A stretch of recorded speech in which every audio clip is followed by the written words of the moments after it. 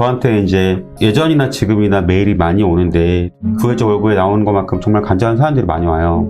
그래서 제가 공통적으로 드리고 싶은 말씀은 뭐냐면 투자 성공은 지금 어떻게 해야 할지 막막합니다. 내 집 마련, 투자. 무엇이 먼저일까요? 아이들에게 가난을 물려주고 싶지 않습니다. 남들이 소위 쉽게 말하는 노가다 건설 현장에서 일을 하고 있습니다. 체력적으로 정말 힘들지만 무일푼에다가 가정형편도 좋지 않은 저를 믿고 사랑해준 아내를 생각하며 하루도 쉬지 않고 열심히 일하고 있습니다.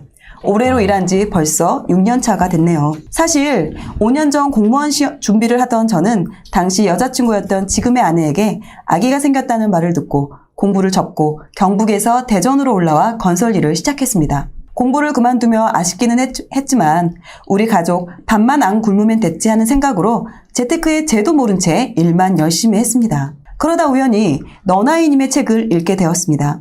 허리띠 졸라매 내 집 마련하자는 아내에게 충분히 힘들게 사는데 좀 쓰면서 살자고, 궁상맞게 살지 말자고 했던 말이 얼마나 한심했는지 알게 된 겁니다.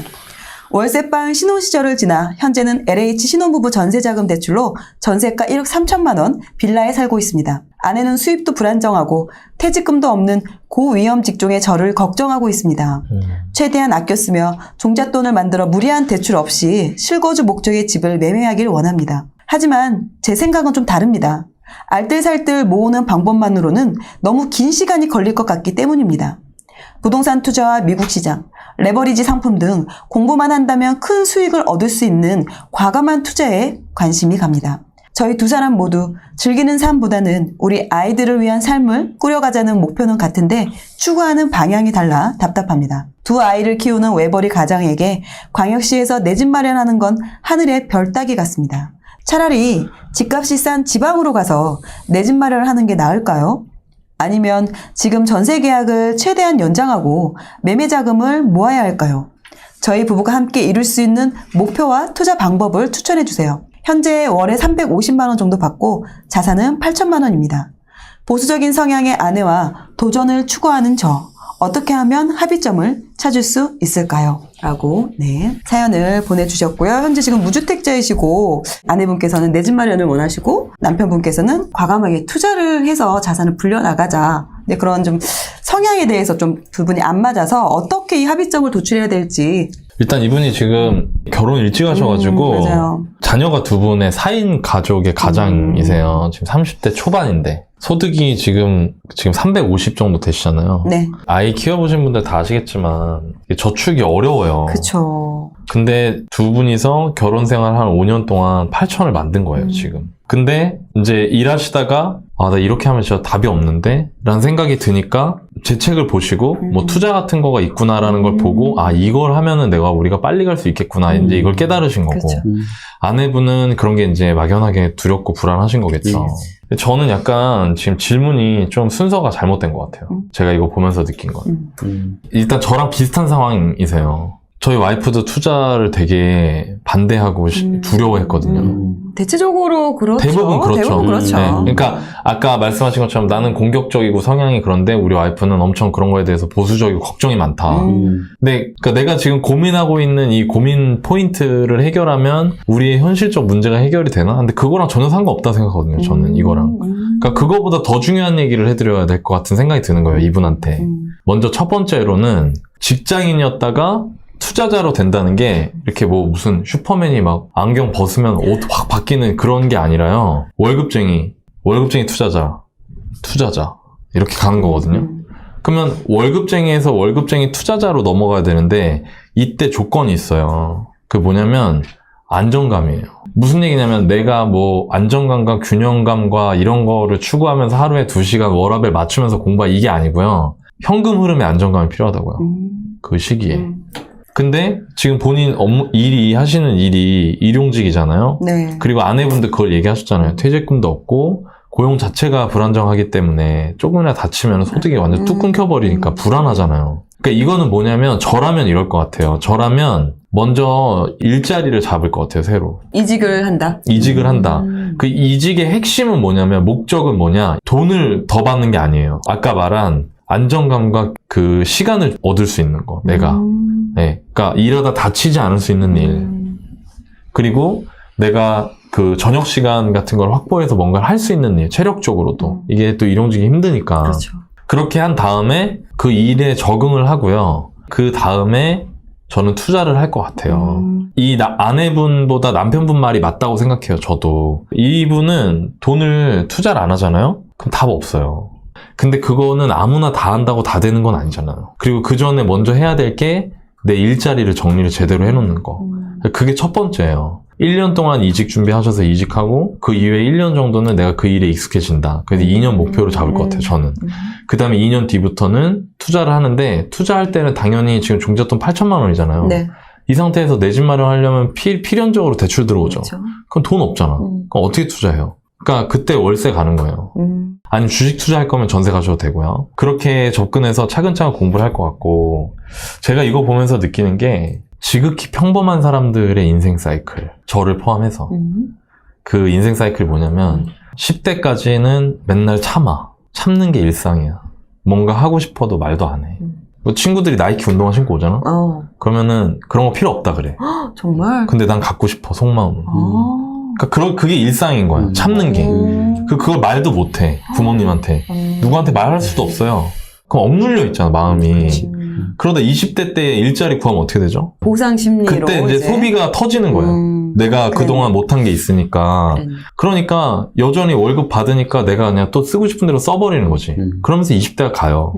그리고 30대가 되잖아요. 결혼을 하고 아이를 갖고 출산을 하잖아요.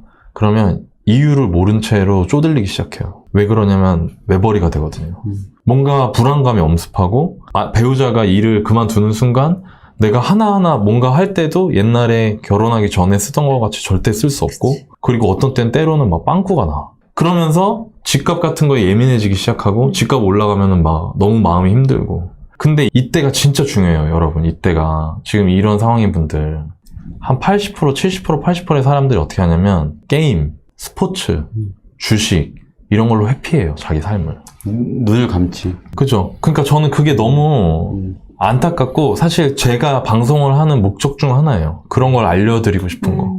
그럼 그때 뭘 해야 되냐? 제가 느낀 걸 말씀드릴게요, 30대 때.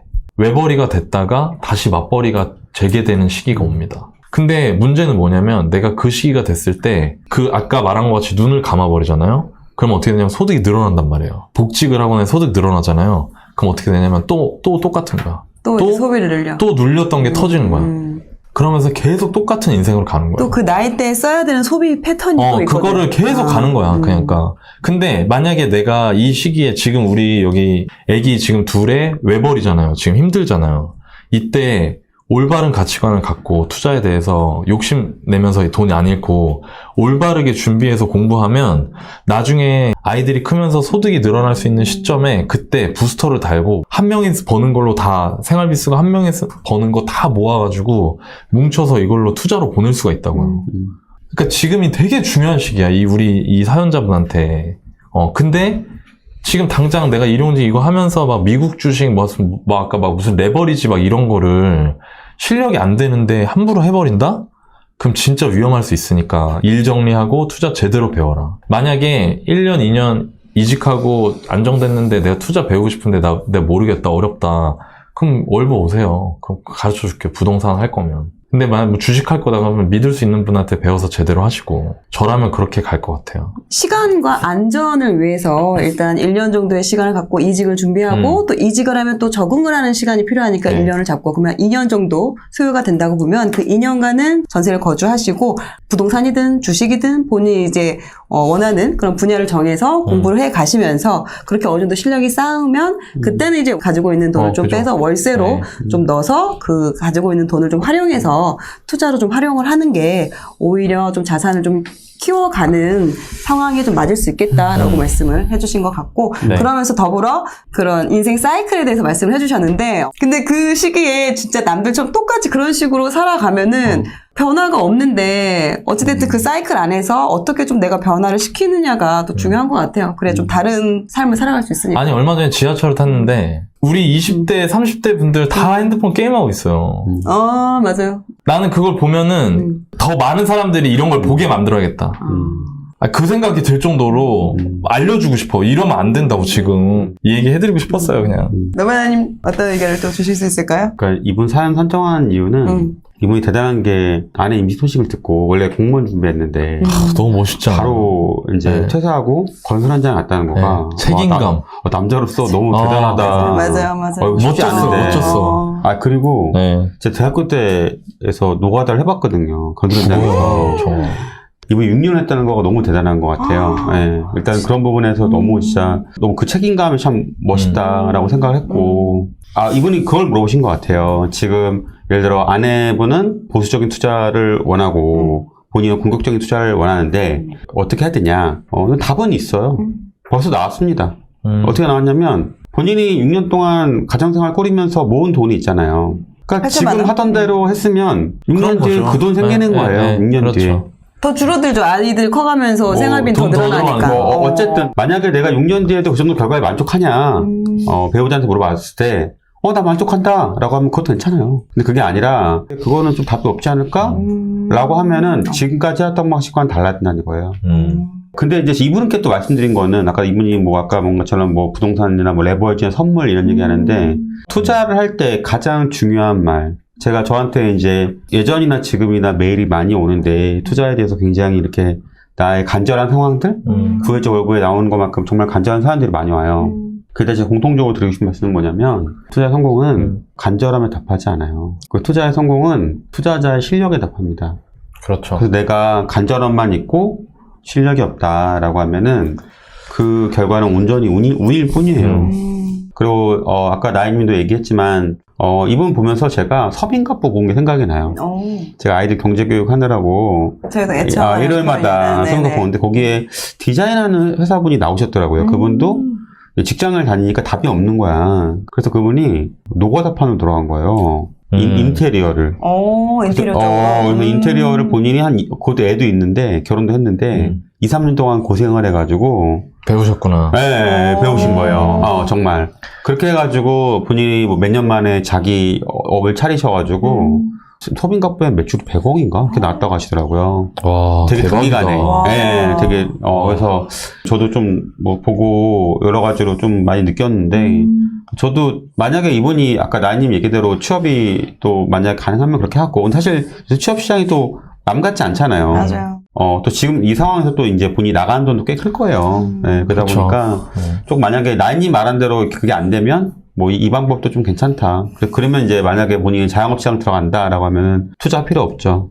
자영업 원스윙 올인해야죠. 왜냐면 그게 본인한테 기회니까. 네, 그렇게 하는 게 맞지 않을까라고 생각이 들어요. 어떻게 보면 너나이님 의견에 좀 어느 정도 동의를 그거 하시는 약간 거고. 혹시나 그게 안 될 경우가 있을 경우는 수 또 플랜 B를 있어서. 왜냐면 또 주신 요새 주식시장도 힘들다고 맞아. 하니까. 어려우니까. 그 말씀이 되게 와닿는 것 같아요. 투자는 간절함에 답하지 않는다. 그거 내가 책에 썼잖아. 그거 내가 말한 거잖아. 그러니까 너바님 말씀하신 거. 너바님 제 책 안 보셨어요, 설마? 너바님이 얘기하신 걸 써왔잖아요. 까먹었어. 알겠습니다. 네, 너바나님 이야기 한 걸로 그거는. 네, 네, 출처 너바나. 네.